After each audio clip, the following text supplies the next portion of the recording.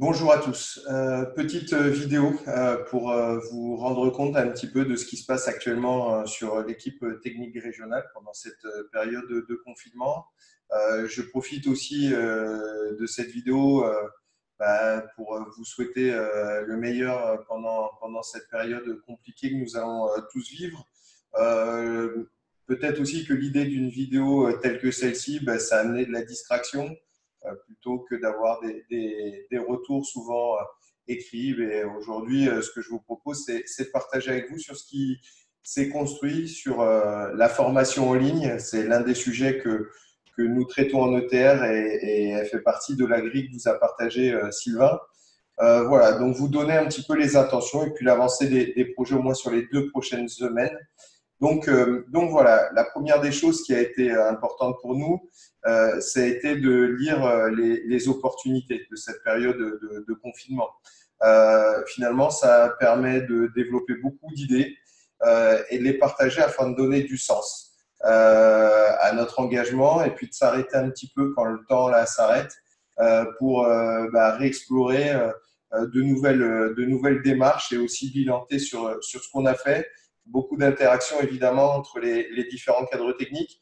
Là où on n'a pas toujours le temps de le faire dans notre quotidien, c'est très prégnant actuellement et ça permet vraiment d'avoir un regard partagé afin d'engager des actions concrètes et je l'espère le plus efficaces.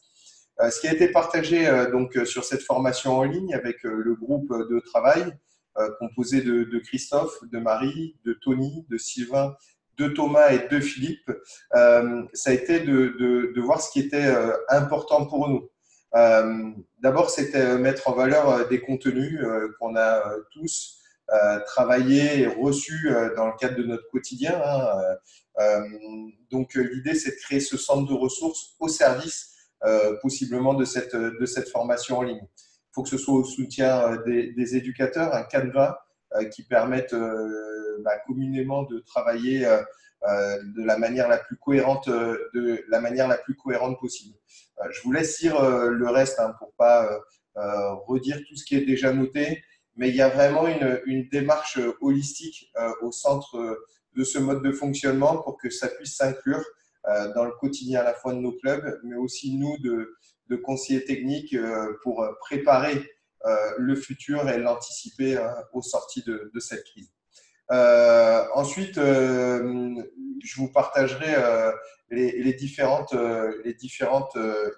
réunions et comptes rendus de réunions afin qu'il puisse y avoir un suivi global en fait des différents axes de développement de ce projet-là.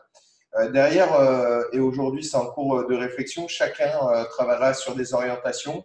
Voilà, aujourd'hui, au travers de ce que nous a ramené Thomas suite aux directives de la DTN qui devraient être précisées sous une note d'ici quelques jours, chacun se positionnera parmi les noms qui s'affichent sur des champs à traiter, sachant que certains conseillers techniques ont souhaité, et ça pourra se faire au travers de Flavie et de moi-même et de Sylvain, sur une formation des outils numérique au service de la digitalisation des contenus de formation.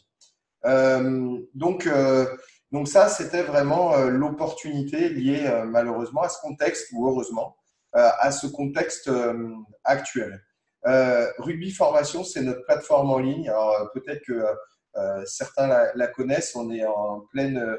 c'est embryonnaire, on est en train de la construire progressivement.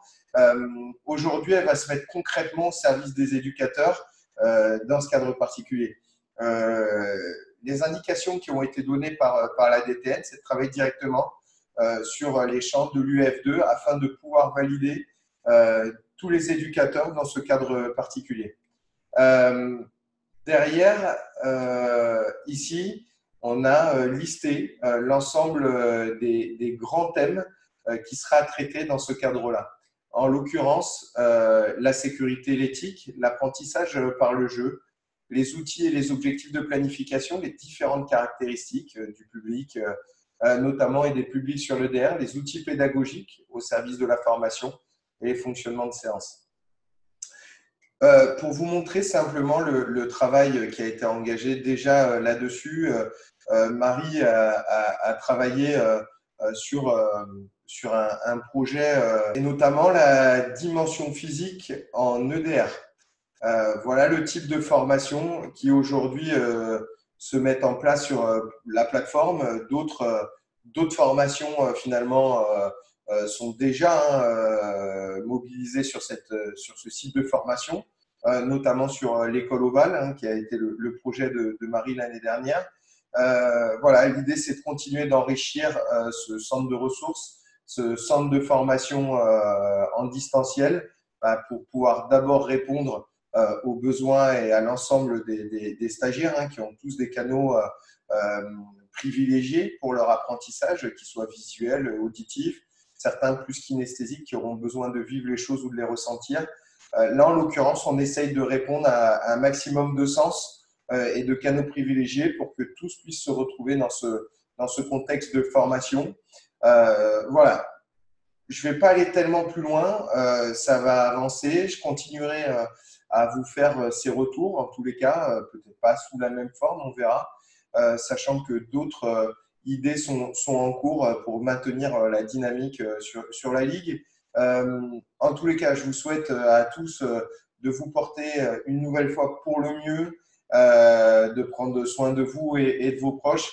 Je vous dis à très bientôt. Le distanciel, c'est bien, mais sortir de cette crise et vous rencontrer tous, ce sera aussi évidemment une très bonne chose et à très bientôt. Merci.